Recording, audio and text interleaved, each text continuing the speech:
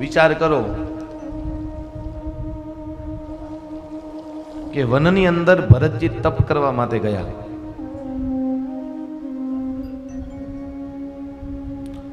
દીકરા છોડી દીધા, પત્ની છોડી દીધી, રાજપાટ છોડી દીધો, અને એક હરણી જે છલાંગ મારવા ગઈ અને હરણીનો વચ્ચે પ્રસવ થઈ ગયો.